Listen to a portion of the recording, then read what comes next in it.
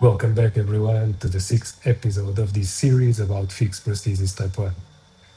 Let's keep on going with our plan.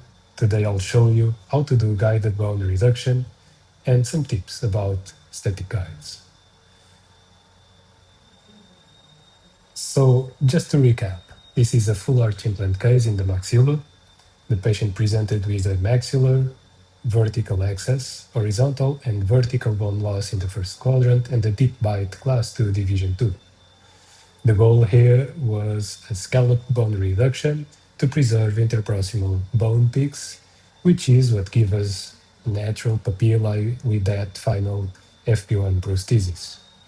The first guide, the basal plate, that is at the same time the bone reduction guide, is seated in place with the help of a tooth-borne guide.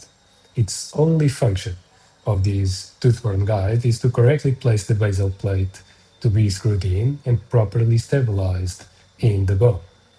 Then you'll have the implant guide itself that will sit on top of on that basal plate, like that. And usually 3 anchor sites are enough. And after you put 1 or 2 implants, you'll see that the guide will become even sturdier, meaning that you won't feel any movement during implant bed preparation. Now, here you can see the basal plate properly screwed in place after making sure that it is in the planned position with the help, of course, of that tooth-borne guide that we saw before. And here you can see the basal plate by itself, nicely fixed in the bone, and it shows already how much bone we need to reduce to properly put our implants and allow us to put the provisional in the position that we've planned in the last episode. It is very important, paramount, to check for the intimate contact between the guide and the bone, for 2 reasons. Well, first, because the guide will be less sturdy as you increase its distance to the bone, and secondly, to make sure it is in the correct position, like that.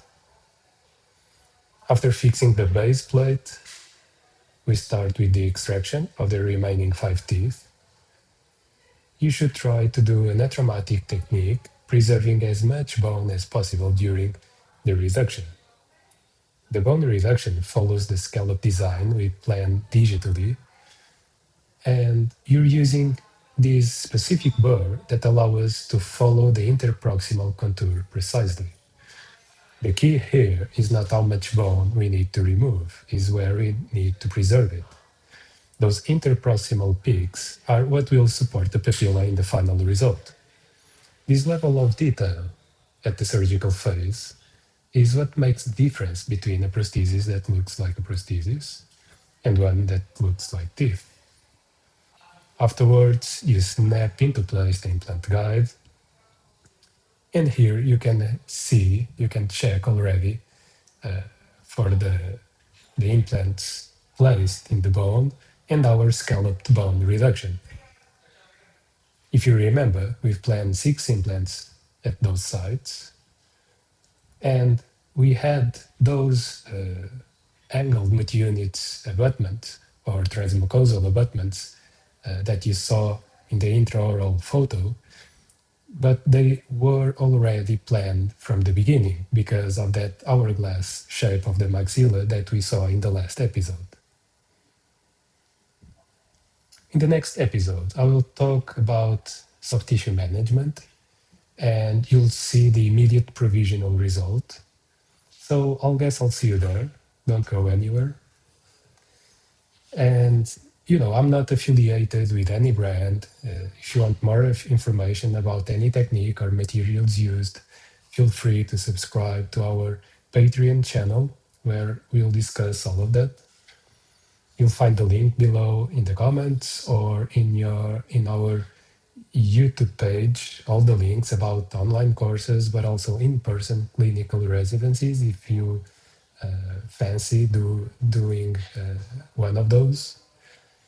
For those seeing this on the Patreon channel, we're going to briefly discuss the digital planning that determined the reduction design.